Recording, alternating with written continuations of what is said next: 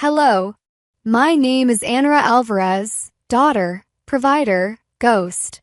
Last week, I sent my parents $40,000. And this week, they erased me from my own wedding. No call. No seat. No name on the guest list. Just silence.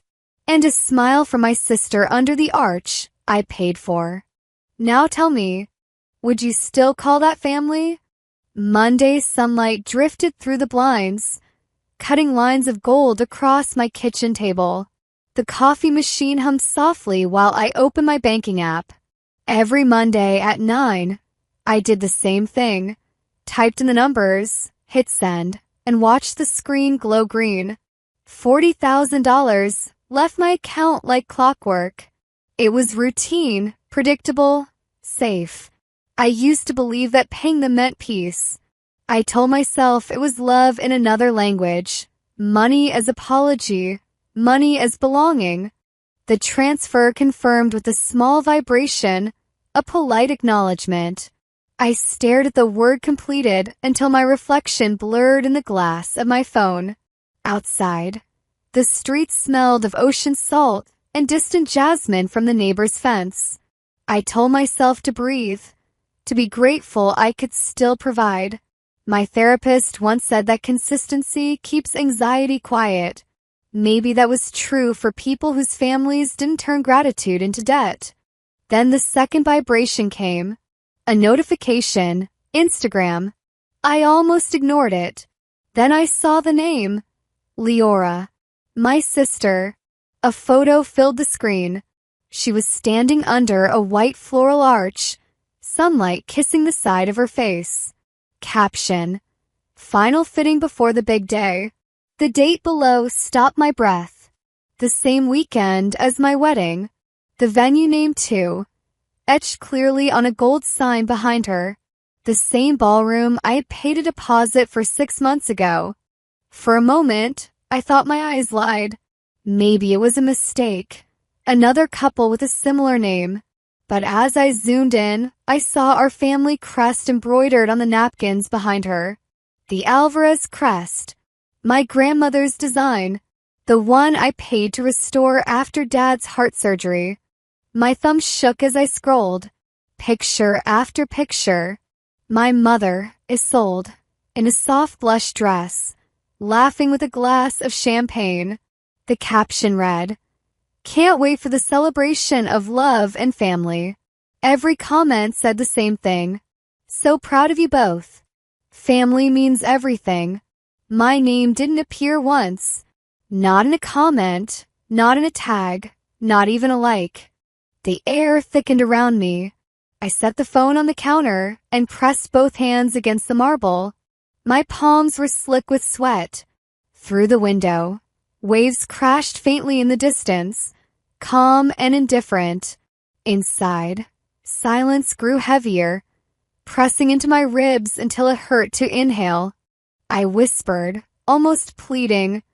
Maybe they forgot to tell me, but the words sounded childish, like pretending the cut didn't bleed.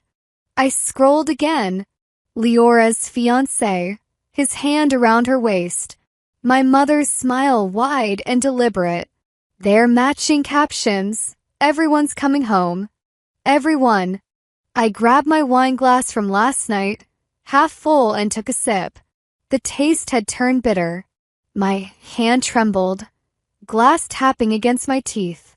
Everyone's coming home. I repeated it quietly, the phrase sinking like an anchor. I clicked on another post. My cousin Marla in the comment section. Can't wait to see you all. Uncle James tagged. Aunt Rosa tagged. Even our old neighbor, Mrs. Hendricks. But not me. Not Merrick, my brother. The phone slipped from my grip and clattered on the countertop. The sound echoed through the apartment. I pressed my hand to my mouth and felt my heartbeat against my fingers. Fast, unsteady. Maybe it's a private event, I whispered. But even I didn't believe it. A memory surfaced, the kind that comes uninvited. 5 years ago, my mother sitting at the kitchen table, her nails tapping against her coffee cup. "Don't tell anyone how much you send, sweetheart," she'd said, her smile careful, too polished. "It's vulgar to talk about money." I had nodded, naive and obedient. Back then, I thought she was teaching me grace. Now the line echoed like a lock clicking shut. I opened my laptop and searched my emails. The inbox blinked to life, full of family threads I wasn't included in. Subject lines, menu for the reception, travel details, hair and makeup schedule. Each one a piece of a celebration I apparently funded but wasn't invited to. My cursor hovered over one email. It was a forwarded invoice. Payment received. Thank you for your promptness. The amount matched my last transfer exactly. I felt the floor sway beneath me. I called the venue. My voice sounded foreign to myself. The manager answered kindly, too kindly. When I asked if the payment for the Alvarez wedding had been received, she said yes. It had been redirected. To which account? I asked, even though I already knew. To the Leora Alvarez wedding account, she replied. The silence after that sentence was loud enough to hear my pulse in my ears. Is there another event that weekend? I asked. I'm afraid not, ma'am, she said softly. I thanked her because that's what polite people do even when they're bleeding inside. I hung up. The phone felt heavy, toxic, like holding a secret that could burn skin. I walked through my apartment. Glass, steel, clean lines, everything curated for calm.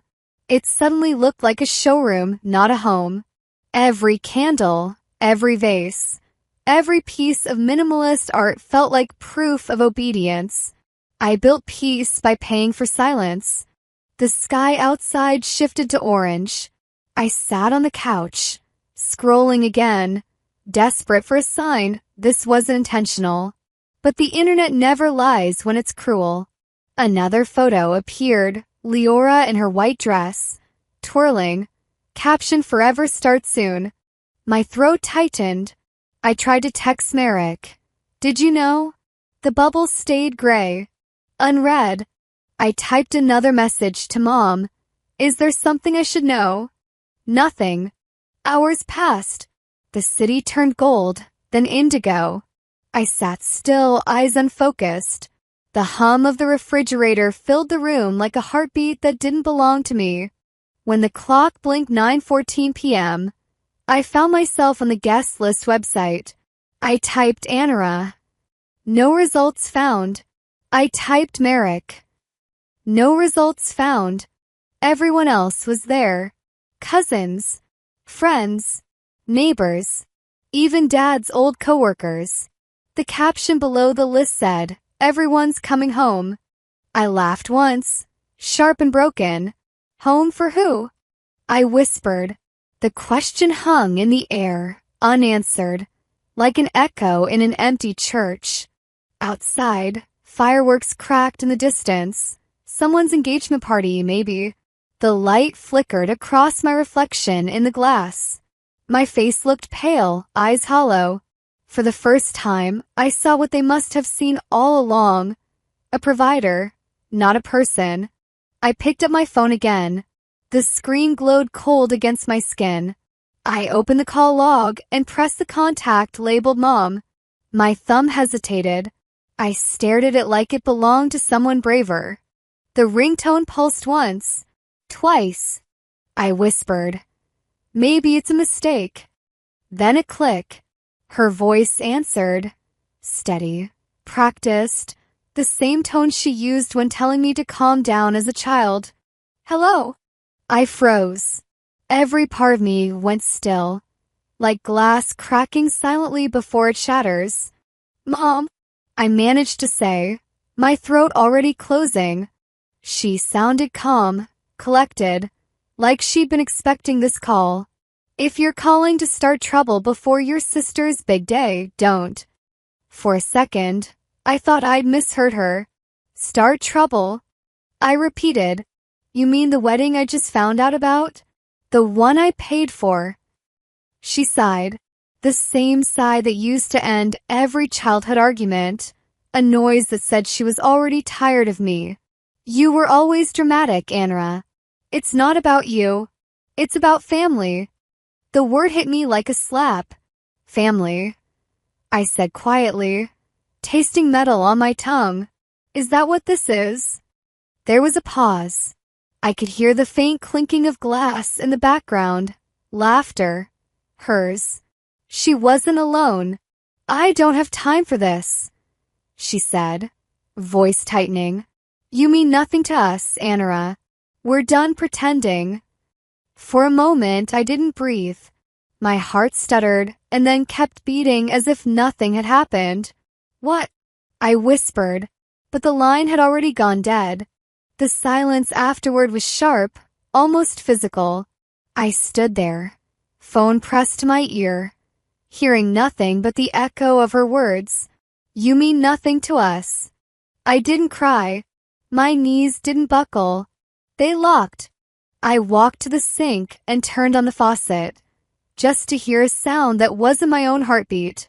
Water hissed over my hands, warm and meaningless. I let it run until the steam fogged the window above it. Inside the fog, I saw a girl of 15 handing her first paycheck to her mother. I heard that same voice saying, "Never talk about money in family." I remembered how proud I'd been, how I thought giving was the same as belonging. Now I knew better. I dropped the phone on the counter. The sound startled me. It was too loud for this quiet apartment. I leaned on my palms, feeling the cool surface bite into my skin. My laptop screen still glowed on the table, showing the open guest list, my name missing. Every few seconds, a new notification popped up. Photos from the rehearsal dinner. Leora laughing, champagne raised. My mother behind her, beaming. I scrolled until the images blurred. I could hear my pulse in my ears. My chest felt tight, as if my body was trying to contain something too big to name. I gave them everything, I whispered, and somehow I owe them more. The refrigerator hummed quietly behind me, steady and indifferent. The city lights flickered through the window, painting pale reflections across the floor. I felt small, like the room itself had grown, and I'd been reduced to background noise. My phone buzzed again. A group chat notification, family weekend planning. I opened it out of reflex. Dozens of messages, all bright and cheerful. Don't forget the slideshow. Bring baby pictures. Everyone's coming. I wanted to type, I won't be there, but my fingers froze. What was the point? They wouldn't even notice the silence. I stood there for a long time, watching messages keep coming, fast and endless, until I couldn't read them anymore. Outside, night had fallen completely. San Diego lights shimmered in the distance. The ocean smell drifted faintly through the half-open window, salt and damp air mixing with the metallic taste of grief. I moved slowly to the couch, sat down and pulled my knees close. The cushions still carried the faint scent of lemon polish. Every object around me looked sharp, sterile. I had decorated this place to be calm, peaceful. Now it felt like a museum of denial. I opened the old text thread with my mother. The last message from her was months ago. "Let's keep it quiet, dear. It's more graceful." I stared at those words until my vision blurred. Grace. That was her favorite word. Grace meant pretending things were fine while she took what she wanted. Grace meant staying silent while they rewrote the story. Grace meant obedience disguised as virtue. Grace never protected me, I said softly. The words sounded gentle, almost kind, but the truth behind them stung. I unlocked my phone again. My finger hovered over the banking app. Every Monday, the automatic payment left at 9 a.m. I had never missed one. Not in 10 years. $40,000 a month. Peace bought by guilt. My thumb slid to the delete option. A message popped up first. Are you sure you want to remove this recurring transfer? I pressed yes. The confirmation blinked for a moment before disappearing. My breath came slower, steadier. For the first time in years, I felt the smallest shift inside me. Like air entering a locked room. Quietly, slowly, gently. The phone screen dimmed. I leaned back, exhaling. My body trembled, but it wasn't fear anymore. It was release. A new message arrived then, sharp against the calm. From an unknown number. The text read, "Don't make this harder than it already is." No name, but I didn't need one. I could hear her tone between the lines. I deleted the message without replying. Minutes passed before I noticed the tears had finally started, silent and unhurried. They didn't fall from heartbreak, but from exhaustion. I was tired of being the one who fixed what they broke. Later, I made tea just to hold something warm. The steam curled softly against my face, the scent of chamomile grounding me. I sat by the window, watching the traffic below. Each pair of headlights looked like people going home to someone waiting for them. I whispered, "Home isn't where they are." The apartment seemed to breathe with me, quietly, like a companion learning my rhythm. I thought of Merrick, wondering if he knew. He must have seen the posts. He must have understood what they'd done. My finger hovered above his contact name. For a while I couldn't press it.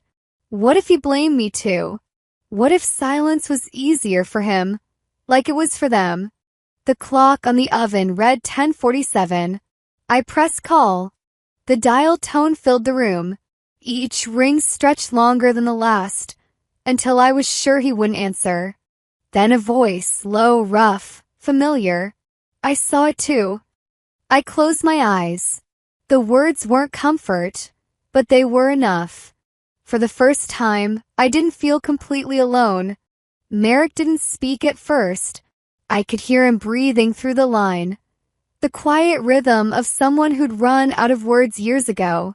"I didn't think she'd actually say it," he finally murmured. His voice was rough, stripped of shock. I swallowed hard. "She always said it," I replied. "She just never said it out loud." Neither of us said goodbye. The silence was enough. A strange kind of agreement that grief didn't need to be named anymore. When the call ended, I sat in the dark, listening to the hum of my refrigerator, the occasional car whispering down the street. For the first time, the quiet didn't feel safe. It felt like a waiting room before another blow. Morning came without permission.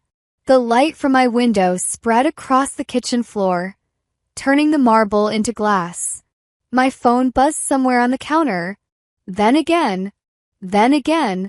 I ignored it at first, thinking it was just work emails. But the sound wouldn't stop. I reached for it half awake and froze. A video filled the screen. My mother's voice, sharp and unmistakable. "You mean nothing to us, Anara."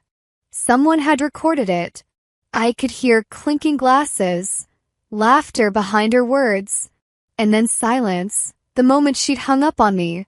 The caption read, $40,000 a month, and this is how they treat her. Posted by Mrs. Hendricks. My stomach twisted. Mrs. Hendricks lived across the street from my parents. She'd been at every holiday party, the self-appointed town historian. She must have heard the call through the open window, or the thin walls. My mother always talked on speakerphone. She liked her voice to fill a room. I clicked the comments before I could stop myself. Is this for real? No way a mom would say that. I'm shaking. What kind of people do this? The view count climbed by the second. 20,000. 50. Then 100. The clip was only 22 seconds long. Long enough to ruin a reputation, short enough to replay endlessly. I dropped the phone onto the counter and stepped back. My chest hurt from holding my breath. Another notification popped up. Direct messages, hundreds of them. Is this your mom? Girl, say the word and we riot. You deserve better than those people. I should have been horrified. Instead, a quiet warmth flickered beneath the shock. For once, people believed me without proof, without explanation. The world finally saw what I'd lived through in private. I felt seen, and it scared me. I scrolled past another flood of comments. Some kind, some cruel. Someone wrote, "If it's real, this woman deserves a medal for surviving that family." I locked the phone and set it face down. The kettle whistled on the stove. I poured water into a mug, hands trembling slightly. Steam curled upward, fogging my vision. I realized I'd gone numb, the kind of numb that doesn't protect, it preserves. Quietly, softly, carefully, I stood by the window, watching cars move below, ordinary lives untouched by scandal. My reflection stared back at me. Tired eyes, hair unbrushed, a woman who looked both too young and too old for her own story. The phone buzzed again. I forced myself to look. Merrick. People need to know the rest. The rest. He meant the money, the lies, the years of silence. My thumb hovered over the keyboard, but I couldn't reply. I wasn't ready for another war. I turned on the news out of habit. My living room filled with the sound of morning anchors discussing the viral mother-daughter clip shaking social media. They blurred the names, but everyone in town would know. They always did. The reporter said. Sources claimed the daughter financially supported her parents for years. If true, this raises ethical questions about emotional exploitation within families. Ethical questions. Such polite words for what it really was. Betrayal disguised as love. I muted the TV. The silence pressed on my chest again, heavier this time. I walked to my desk and opened the old folder labeled Family. Inside were scans of checks, copies of invoices, bank transfers, emails from my mother's address. Thank you. Dear, I'll handle it from here. My proof had always existed. I just never wanted to use it. My mind drifted back 2 years, to the night she called me crying. Your father's in surgery, she'd said. The insurance won't cover it all. I wired the money within 10 minutes. Later that week, she told me not to tell anyone. Let's not make it about you, she'd said. We don't need pity. Now, hearing her voice echo through millions of screens, saying you mean nothing to us, made that memory curdle inside me. The phone rang again, Merrick. I answered before it finished the first ring. You've seen it, he said flatly. Everyone has. He exhaled, a sound full of years of restraint. You should tell your side. Don't let her twist it. She already did. I whispered. We stayed on the line for a moment longer, the way survivors stay near each other after a fire. Then he said quietly, It's about time the world saw her without the mask. After the call, I opened my social media again. The video had reached 500,000 views. Hashtags multiplied under my name. I should have felt invaded, but all I felt was an odd calm. Justice sometimes arrived messy. A new message appeared from a stranger. My mom's like that too. Thank you for posting this. I thought I was crazy. I typed back before thinking, you're not. You just wanted love. My fingers trembled slightly as I hit send. Maybe it wasn't about revenge. Maybe it was about validation. The simple human need to be believed. By afternoon, reporters started calling my office. I didn't answer. My assistant texted, worried about reputational risk. I wrote back, let them talk. I'm done hiding. The rest of the day blurred. The sun shifted, hours passing unnoticed. When I finally stood, my legs ached, my neck stiff. I caught my reflection again, eyes red, shoulders squared. A woman stripped of illusion.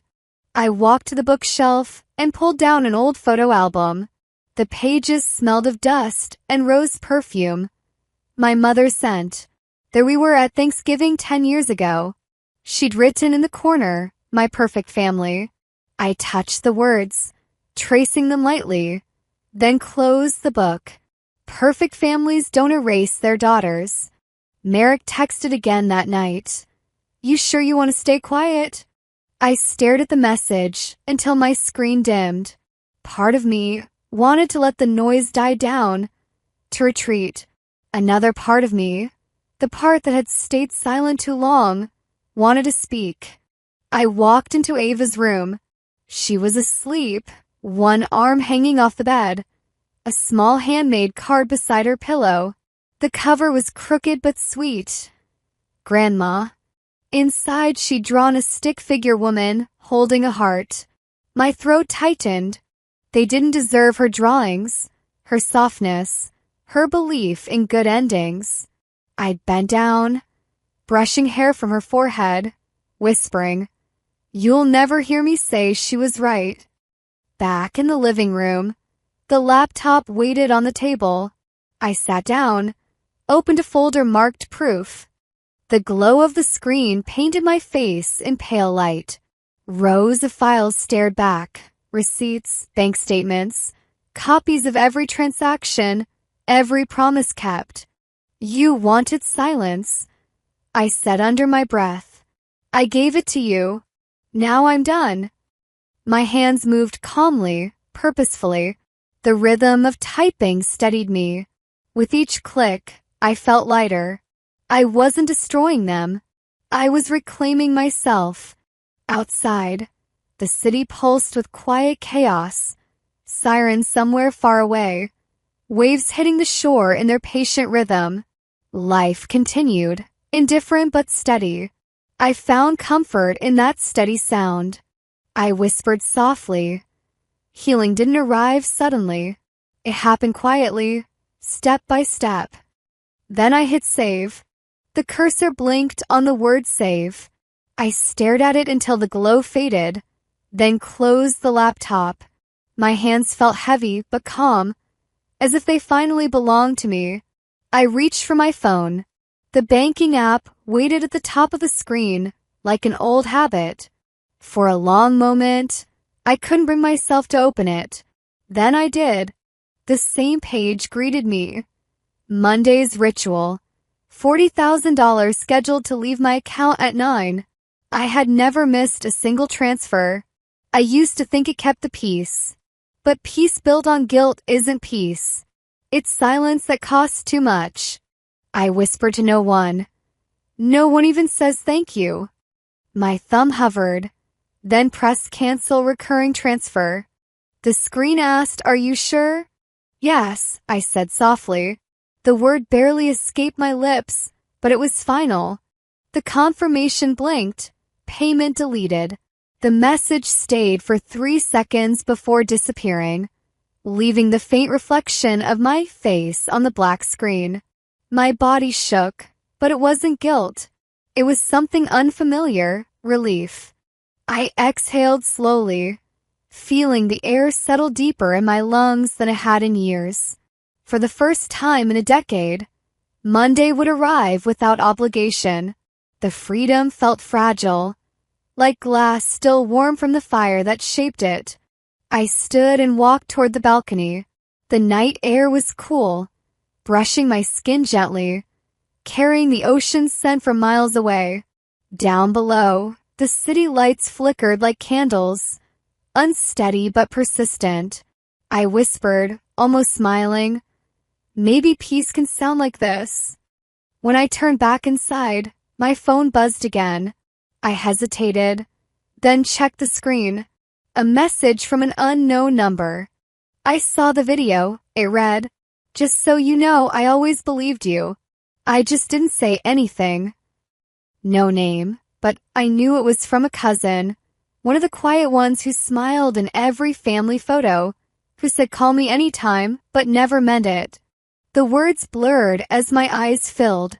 It wasn't an apology. It was worse, a confession of cowardice. I typed a reply, then erased it. What could I say? Thank you for watching me drown silently. I locked the phone. For a while I just stood there, breathing. The apartment hummed with soft mechanical noises. The fridge, the distant elevator, the steady rhythm of my own heartbeat. I told myself quietly, this is what being done feels like. But peace, even earned, is never uninterrupted. The phone rang. Unknown number again. I answered. A man's voice said, Mrs. Alvarez, I'm calling about the power account for your parents' home. Should we transfer it to your billing again? I blinked, speechless. Excuse me, he repeated, polite and professional. Your mother said you usually handle it. Their last payment didn't go through. I almost laughed, a sound too brittle to be humor. No, I said evenly. Let it lapse. A pause on the other end. Ma'am, the balance is overdue. I know, I said. They'll figure it out. When the call ended, I stared at the phone in my hand. My voice hadn't shaken once. A quiet memory surfaced. The smell of burnt wires. My father standing by the old fridge 3 years ago. I had replaced it the next day, without being asked. When I dropped it off, my mother hadn't said thank you. She had only said, make sure it matches the kitchen, dear. I remembered the tone, that mix of entitlement and performance, like she was teaching me the right way to love her. I whispered. Grace never protected me. The words came gently, not bitter, just true. I made tea again, something to hold.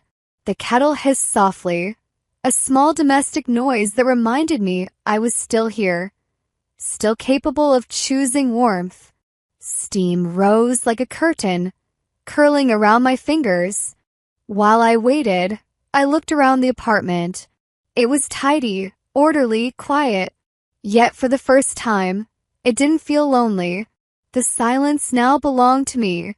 The kettle clicked off. I poured the water slowly, watching it swirl into the cup, watching it calm. When I sat at my desk again, I noticed an old spreadsheet open. Years of budgets, transfers, and notes like extra groceries for them or replace roof tiles before storm season.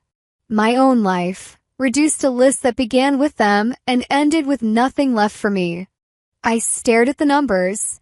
The balance column had always been negative, but now I saw it wasn't the money that bled, it was me. I selected the entire sheet and pressed delete.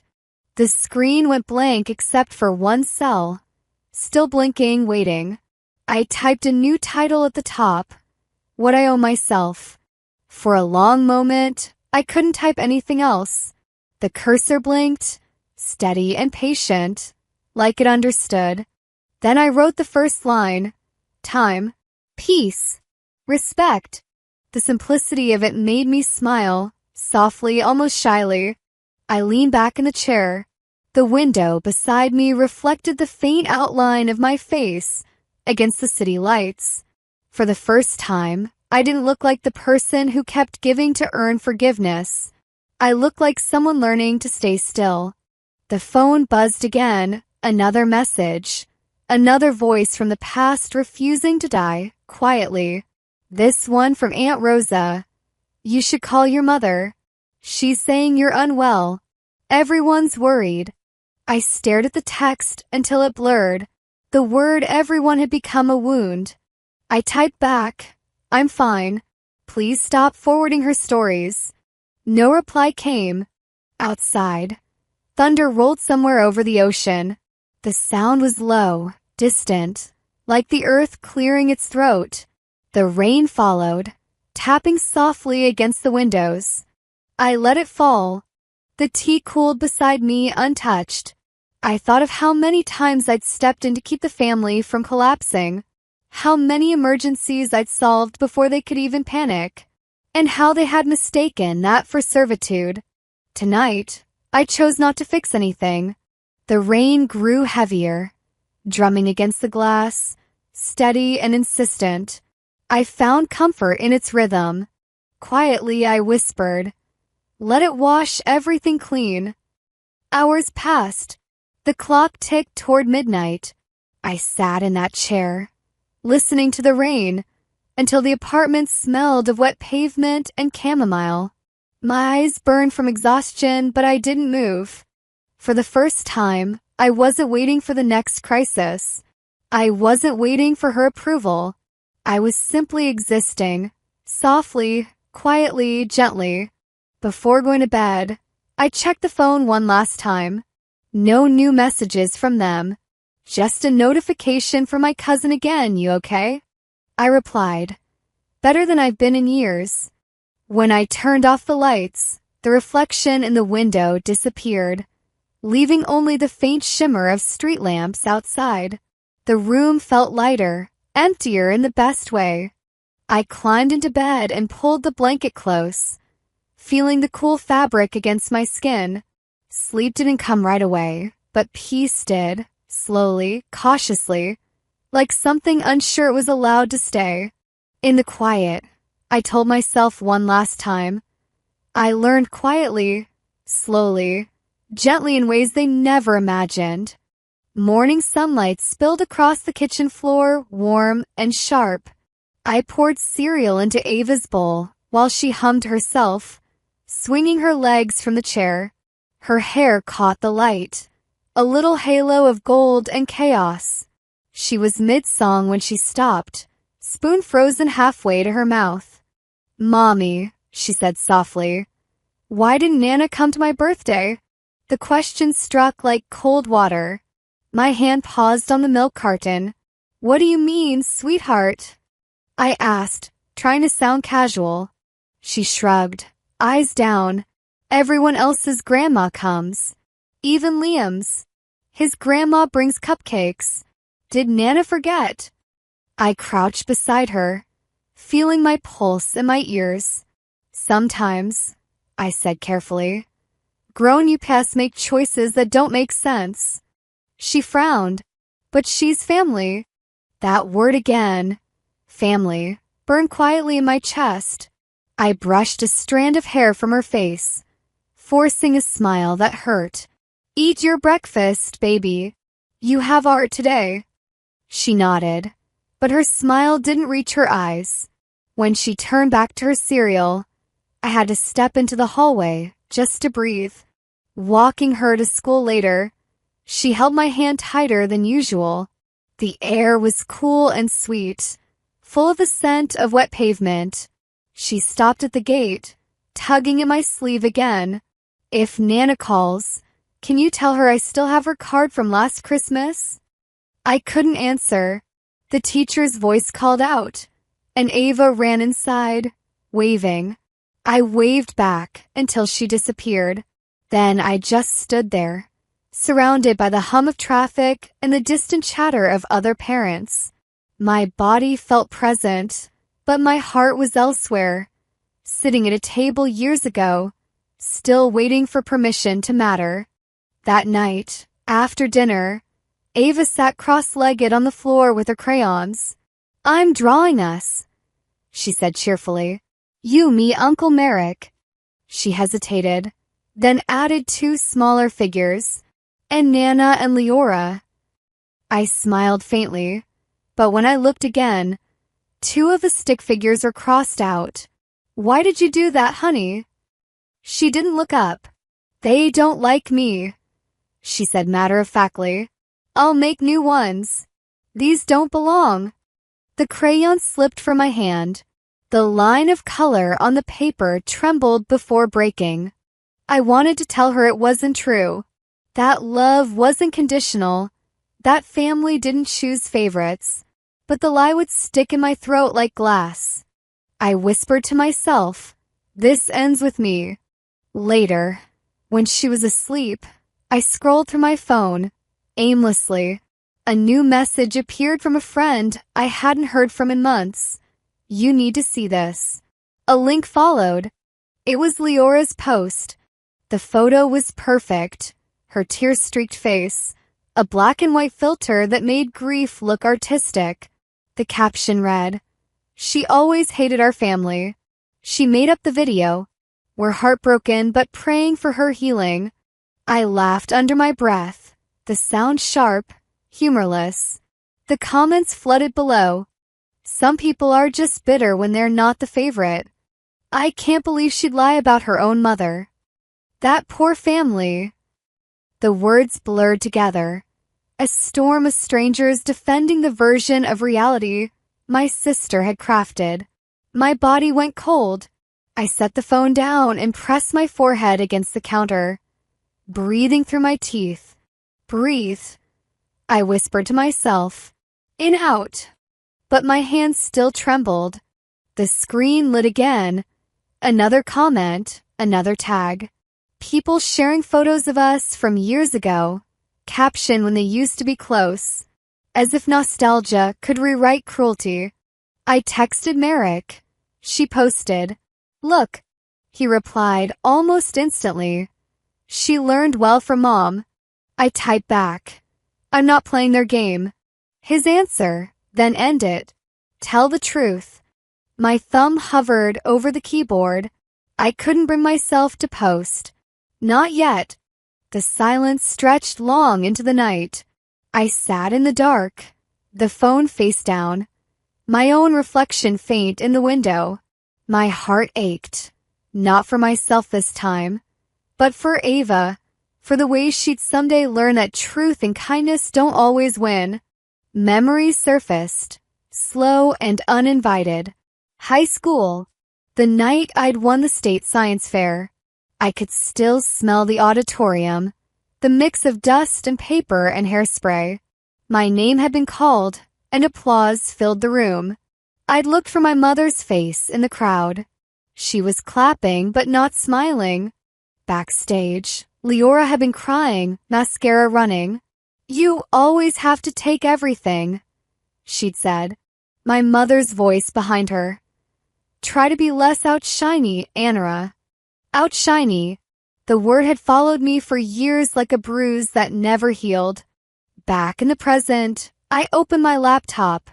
I needed proof, not to convince them, but to remind myself I wasn't imagining all this. I searched old folders, bills, receipts, photos. Every document told the same story. I had been the safety net, the invisible foundation.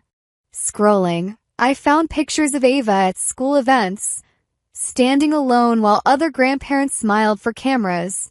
I found text messages from my mother, instructions disguised as love.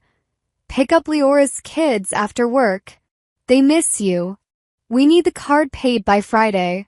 You're the only one we can trust." Trust. That word used to mean comfort. Now it meant control. I opened a blank document, the screen glowing softly in the dim room. My hands hovered over the keyboard. I typed the first sentence before I could lose my nerve. "Silence protects no one." Not anymore. The words looked too clean, too calm for what they meant. I reread them, felt my pulse slow, then added the caption. "For every daughter told to stay quiet for family's sake." I uploaded photos, just proof. No bitterness, no commentary. Screenshots of payments, messages, and one picture of Ava's birthday cake, candles half melted. Her eyes searching the door that never opened. I hit post. The screen went white for a second, then returned to the feed. The post appeared there, bright and final. My breath caught. The apartment felt charged, alive with something I couldn't name. I closed my eyes. For a moment, I heard only the hum of the refrigerator and the distant murmur of the city outside. My hands were steady now. Then ping. A new message. "Merrick, you just declared war." I stared at the screen, then typed back, no. I declared myself. I set the phone down and leaned back in the chair. The air around me seemed lighter, clearer. For the first time in years, I wasn't reacting. I was choosing. Outside, the moon hung low, its light spilling softly through the blinds. I whispered to the quiet room, I'm still here. And for once, the silence felt like witness, not punishment. I woke to a sound that didn't belong to morning. 3 knocks, sharp, insistent, the kind that makes your stomach drop before you even move. I slipped from bed, heart already quickening, and peered through the peephole. A man in a gray jacket held a clipboard and a thick envelope. Delivery for Ms. Alvarez, he said when I opened the door. I signed, hands unsteady, and watched him disappear down the hallway. The envelope was heavy, too formal to ignore. I carried it to the kitchen, set it on the counter, and tore open. Legal papers spilled out, page after page stamped and notarized. My name glared from the top of each document. Borrower, Anra Alvarez. My knees went weak. I skimmed line after line, my breath thinning with every sentence. A mortgage, a home equity loan, my signature, neat, confident, forged. I whispered, no, that's not possible. The words wavered in the air like smoke. She hadn't just taken my money. She'd taken my name. The papers shook in my hands. I reached for my phone and called Merrick. He answered on the second ring, voice thick with exhaustion. I just got something from the bank, I said. My name's on a loan. A huge one. He went silent for a moment, then a long sigh. They did it to me too. What? Dad said he needed help covering taxes. I co-signed, remember? Turns out it was for Leora's new house. His tone was flat, stripped of shock. I didn't know how much they borrowed using your info, though. Until now. The room tilted slightly. I sank into a chair. This is fraud, Merrick. This is... I know, he cut in. I've been digging since the video went viral. Meet me at Benny's Diner in an hour. I'll bring something you need to see. When he hung up, I just sat there, staring at the papers spread across my table like a confession. The pages smelled faintly of ink and betrayal. Outside, the city had started moving, cars, footsteps, life. I felt detached from all of it. The hum of other people's mornings pressed against the windows while I sat still, reading the proof of how completely they'd erased my boundaries. At the diner, Merrick was already in a booth, his coffee untouched. His eyes were darker than usual, heavy with sleepless nights. Without a word, he slid a small flash drive across the table. What's this? Every payment, every transfer, everything they claimed was for emergencies. It's all there. I turned the drive in my hand. How did you? I called a friend who works at the credit union. She shouldn't have shown me, but she did. His mouth tightened. Mom took out a home equity loan in both your names. She used your old signature from the joint account you closed years ago. I tried to speak, but nothing came out. Finally, why would she? She said it was for family stability, to rebuild the house, to help Leora start fresh. He looked away. You were always the stable one. That's what she told the bank. The phrase sliced through me. You've always been the stable one. I'd heard it my entire life, offered as praise but meant as justification. Stability was her word for control. I opened my wallet and pulled out the small photo Ava had drawn. A house with 3 stick figures. She'd written me plus mom plus uncle. There was no grandma in that picture. Maybe she already understood. The waitress came by, smiling politely. You folks doing okay? Imana gedanot. Fine, thank you. My voice didn't sound like mine. When she left, Merrick said quietly, "We can fix this. But it's not going to be pretty." I looked up at him. "They stole from us, Merrick. They lied. They signed my name." "I know. But this is Mom. Are you ready to drag her into court?" I took a deep breath, staring out the diner window, where sunlight hit the chrome of parked cars. "She dragged me there a long time ago," I said softly. He nodded, understanding without approval. Back home, I plugged in a flash drive. Folders opened one after another, each labeled with the precision of someone confident she'd never be caught. Mortgage _2019. Renovation _2020. Wedding _expenses. Scrolling through, I saw my own name typed neatly under cosigner. My stomach turned. I remember that night 3 years ago, when she called crying. "We might lose the house," she'd said. "The bank's being impossible. If you could just send something until we sort it out." I'd wire the money before she finished the sentence. She called back the next morning, her tone bright again. "You've always been the stable one." That line had sounded like love back then.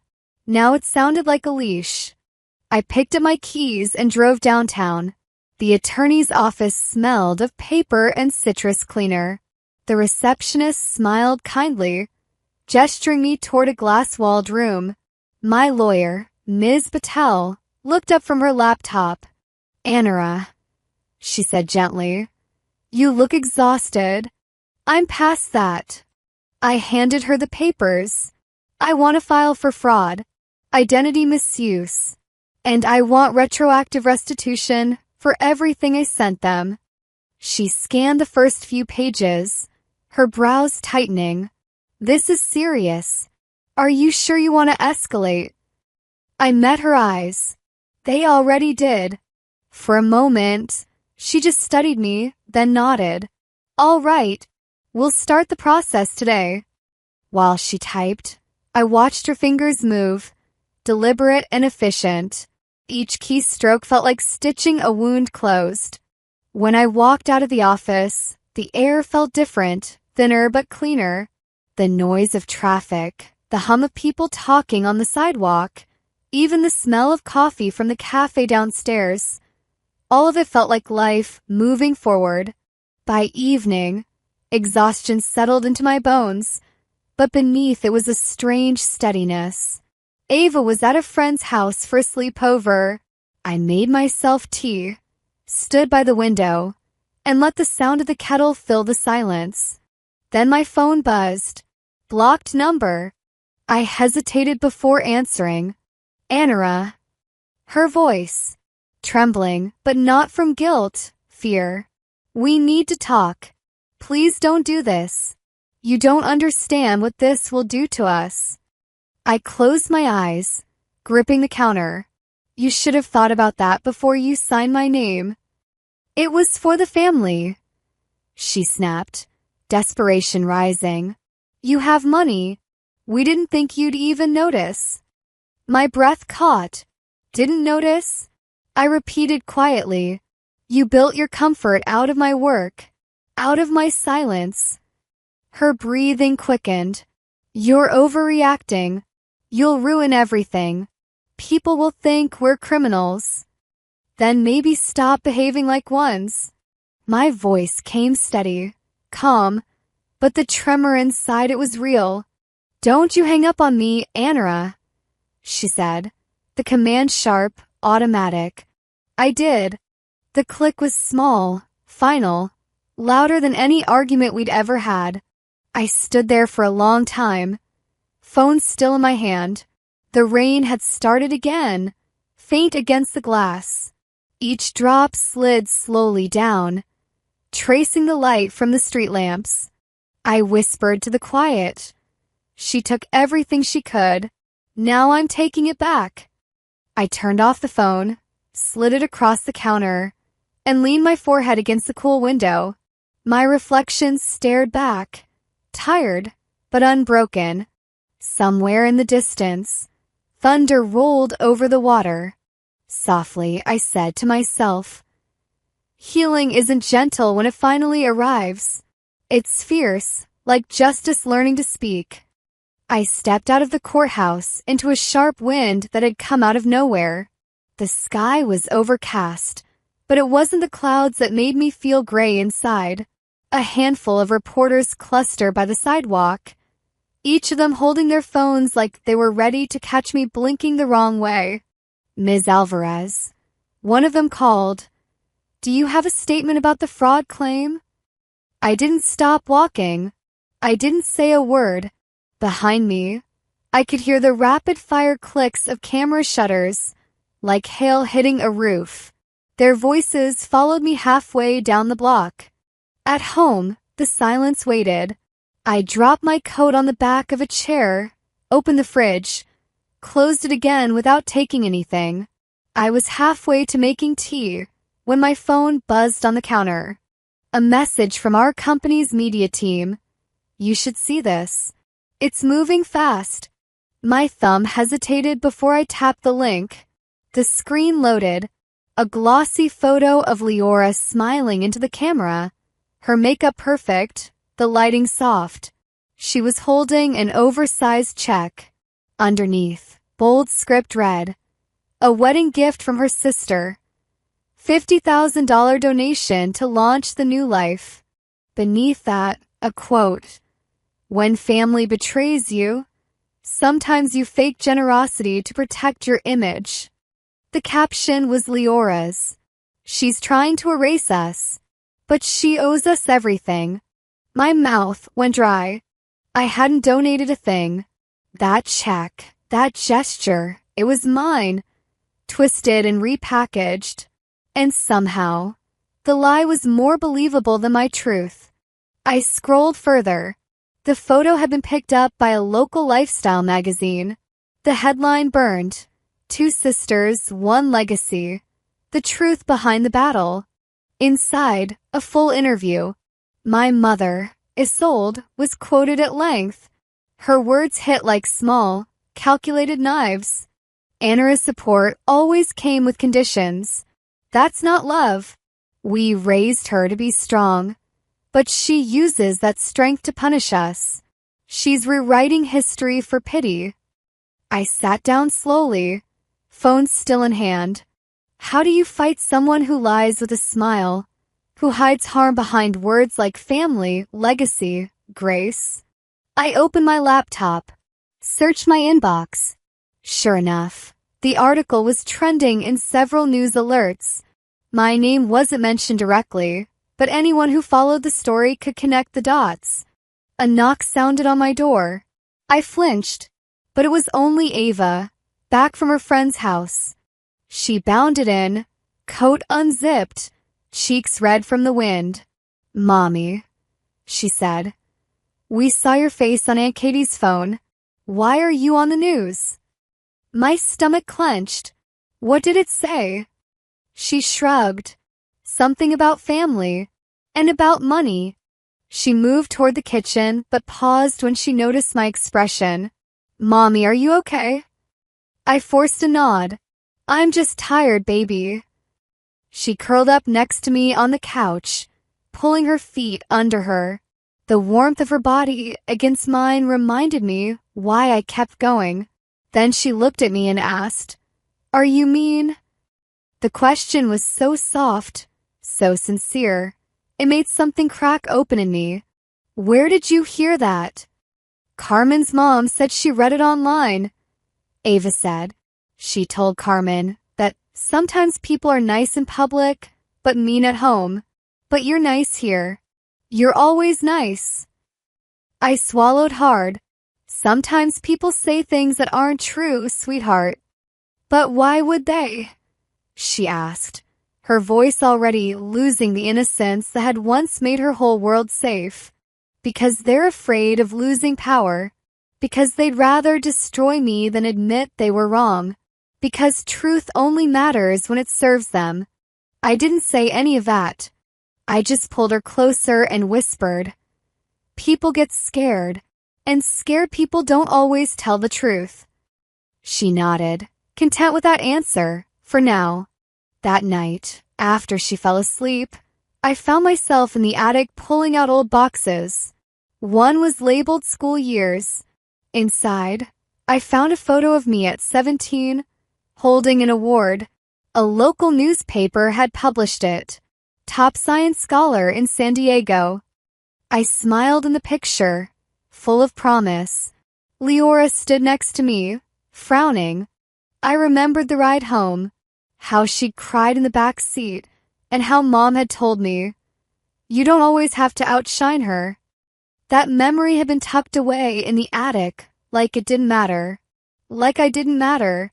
I sat on the floor and held that photo, the corners worn soft from time. For so long, I believed that being needed meant being loved, but being useful was not the same as being valued. I closed the box and stood. Back downstairs, I typed a message to Ms. Patel. "They've gone public. I want the full injunction. No more halfway steps." The reply came quickly. "Understood. We'll begin immediately." I closed the laptop. The room felt steady, grounded. This was no longer about a wedding, or a loan, or a check. This was about who got to write the story. I turned off the lights and sat in the quiet. The hum of the refrigerator, the rustle of wind outside. Those were the only sounds. I imagined my mother at her kitchen table, rehearsing lines to make herself look like a victim. I imagined Leora holding that fake check, smiling as if she'd earned it. But this time, I wouldn't let them be the authors. This time, the world would hear me speak. I sat at the long glass table in the boardroom, every surface reflecting something. My lawyer's polished nails tapping against her tablet, the car horns below, the tight coil inside my chest. Across from me, Ms. Patel slid a thick folder forward. "We're ready," she said. Her tone was calm, but beneath it, I could feel the quiet steel. Their silence ends today. I didn't speak. I just nodded once. The hearing took place in a quiet courtroom tucked between a bank and a law office, with frosted windows. Nothing grand, nothing dramatic, just four walls, a judge, and two sides of a war that had gone unspoken too long. The bailiff called our case. I stood slowly, my breath steady, my steps even. My palms sweated, but my voice did not shake. Ms. Patel opened with the documents, dates, transfers, forged signatures. She read the numbers like a hymn. When the judge glanced at me, I didn't look away. Then it was their turn. Isolde sat beside her attorney, pale lips pressed tight. Leora looked down most of the time, her expression unreadable. No one cried. Not yet. When the judge read the ruling, the air thinned. "The court finds in favor of the plaintiff," he said, voice measured. "The accounts listed in the exhibits will be frozen immediately. The loan obtained through misrepresentation is hereby nullified.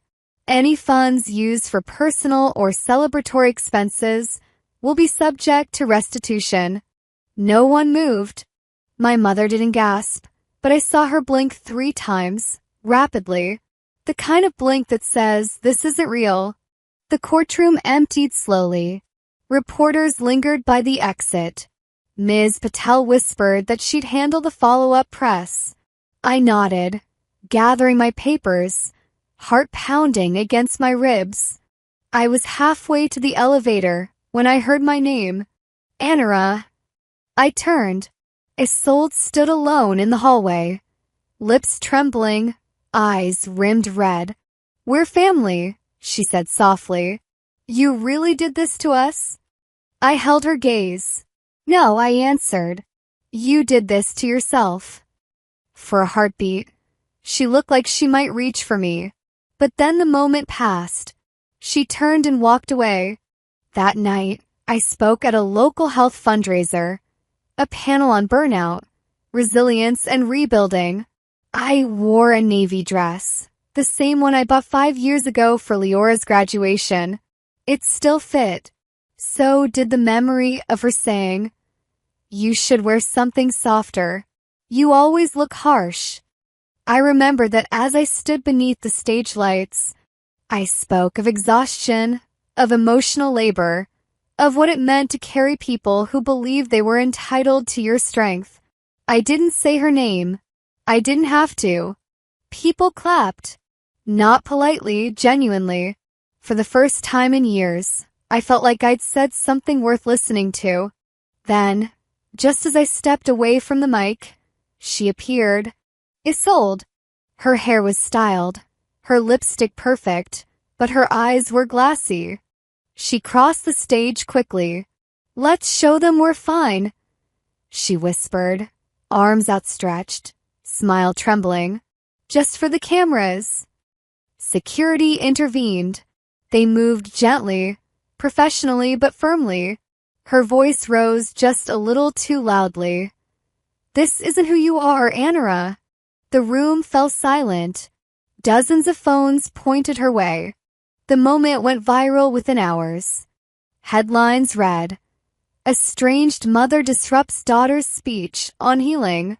Back home, I sat on the floor beside the couch, arms wrapped around my knees. The aftermath was fast and brutal. Her church board voted to remove her the next morning. Comments flooded the local forums, some cruel, some sympathetic. But the tide had shifted. People no longer saw me as the difficult daughter. They saw me, even our relatives, the ones who'd watched from a distance, began messaging. Apologies. Admissions. We didn't know the full story. Merrick posted a single sentence on my page. "It took too long, but I'm proud of you." I cried then, not from sadness, but from the slow, soft release of something I'd carried for decades. Later that evening, Ava and I baked cookies. She stood on the stool beside me, her small hands covered in flour. "Can we bring some to Uncle Merrick tomorrow?" she asked. I nodded. "Of course, sweetheart." We laughed as she dropped a spoonful of dough onto the tray. "Way too big. This one's for me," she declared. "I deserve a big one." I smiled. "Yes, you do." After she fell asleep, I checked the mailbox. A plain envelope sat inside. No return address, just my name in careful cursive. Inside was a single line on cream paper. "I forgive you, even if you can't forgive us." There was no signature. I stared at the words for a long time. Then I placed the note in the trash. Softly, gently, I whispered, "I didn't ask for forgiveness. I asked for space." I turned off the porch light. The night stretched out ahead of me, quiet and clean. The days that followed weren't marked by announcements or applause. No press, no more hearings, no more interviews. Just silence. The inbox stopped blinking. I no longer flinched at notifications. The messages I once dreaded, those urgent, barbed strings of guilt disguised as family concern, vanished like smoke. I didn't check the comment sections anymore. I didn't need to. Let the noise echo elsewhere. My part in that story had ended. Most mornings I walked Ava to school. She carried her lunchbox like it was a briefcase, her shoes untied, her smile wide. The teachers greeted her by name, and she greeted them back with unfiltered joy. No one stared. No one whispered. The scandal had passed them by. As we crossed the school gate one morning, she paused and looked up at me, eyes squinting against the sun. "Mommy," she said, "can we invite Uncle Merrick to my birthday next year?" I blinked. "Of course." "Why?" She shrugged, chewing on her bottom lip. "Because he shows up. He always shows up." I smiled quietly, gently. Yes, baby. He does. Later that afternoon, after the dishes were done and the laundry folded, I sat down with my laptop. For a moment, my hands hovered, not from hesitation, but from something deeper, a kind of reverence. I opened a new document, typed the words slowly. You Are Enough Fund. A scholarship for girls who were taught to be smaller, for daughters asked to disappear. I stared at the name for a while, my chest rising slowly with each breath. I scrolled through old photos, smiles forced, eyes scanning the room for approval that never came. Then I uploaded one image. Me and Ava at her 4th birthday, just the two of us. No guests, no family, just a pink cake and a paper crown. The caption under the foundation's mission read, "For every girl who ever wondered if love had a condition." I hit publish. Somewhere in the background, a car drove by playing an old country song I hadn't heard in years. The chorus hung in the air like an old friend. You can't mend what won't admit it's broken. I let the music fade. That evening I drove. No destination in mind, just the pull of a familiar habit. The road wound past neighborhoods I hadn't seen since childhood. Then I saw it. The house. The lights were off. No car in the driveway. The lawn hadn't been mowed in weeks. The nameplate that used to hang proudly by the porch, the Alvarez home, was gone. Only faint discoloration remained where it once was.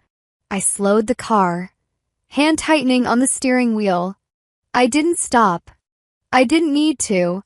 Some endings don't ask for closure. They ask for distance. Back home, Ava was in her pajamas, curled on the couch with a book about space. I sat beside her.